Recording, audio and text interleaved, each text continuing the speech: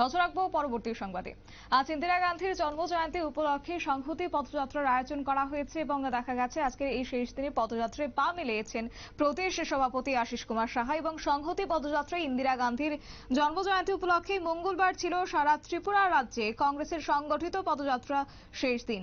রাজ্যের অন্যান্য মহকুমার সাথে আজকে মেলাঘরে সোনামুড়া জেলা কংগ্রেসের উদ্যোগে হয় সংহতি পদযাত্রা এবং এই পদযাত্রাটি মেলাঘর পেট্রোল পাম্প থেকে শুরু করে মেলাঘর বাজার চৌমুহনী বাজার পরিক্রমা করে লালমিয়া চৌমুহনীতে এসে শেষ হয় এবং এদিন পদযাত্রায় পা মিলিয়েছেন প্রদেশ কংগ্রেস সভাপতি আশিস কুমার সাহা, রাজ্য যুবক সভাপতি নীলকমল সাহা, জেলা কংগ্রেস সভাপতি দীপক চক্রবর্তী, জেলার এসএ সভাপতি লক্ষণ দাস, জেনারেল সম্পাদক হাবিল মিয়া সহ অন্যান্য কংগ্রেস কর্মীরা।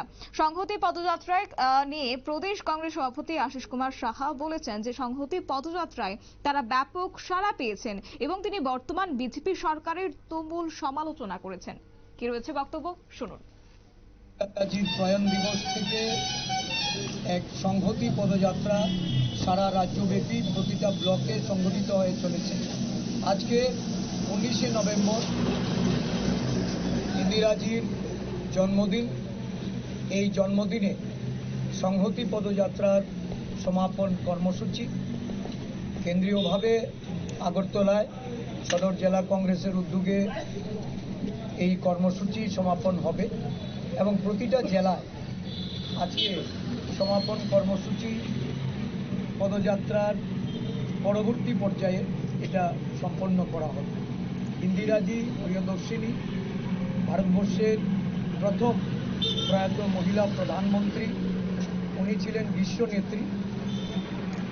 জোট নিরপেক্ষ আন্দোলন থেকে শুরু করে বিশ্বের বিভিন্ন বিষয়ে ভারতবর্ষের যে শ্রেষ্ঠত্ব অর্জন করার ক্ষেত্রে ওনার সময়কাল ছিল একটা দৃষ্টান্ত।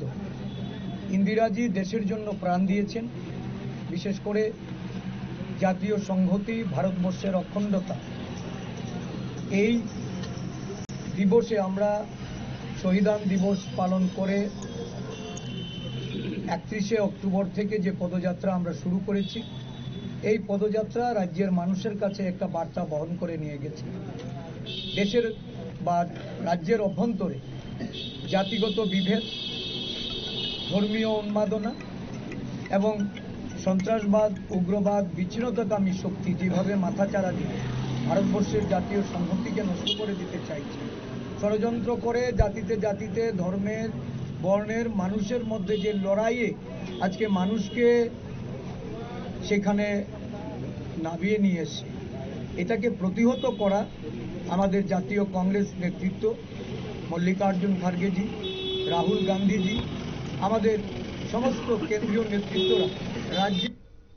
আপনারা শুনলেন আশিস কুমার সাহার বক্তব্য এবং সংহতি পদযাত্রা শেষে আলোচনা মঞ্চে ধনপুর বিধানসভা কেন্দ্রের বিধায়ক বিন্দু দেবনাথের ভাই উত্তম দেবনাথ এবং বিজেপি সিপাহীজলা জেলা পরিষদের সদস্য প্রসেনজিৎ ঘোষের ভাই বিপ্লব ঘোষ এদিন বিজেপি ছেড়ে কংগ্রেস দলে যোগদান করেছেন এবং তাদেরকে দলীয় পতাকা হাতে তুলে দিয়ে বরণ করে নিয়েছেন সভাপতি আশিস কুমার সাহা। সংবাদ আপাতত এই পর্যন্তই। পরবর্তী আপডেটের জন্য চোখ রাখুন শুধুমাত্র নিউজ ভ্যানগার্ডের পর্দায়। নমস্কার।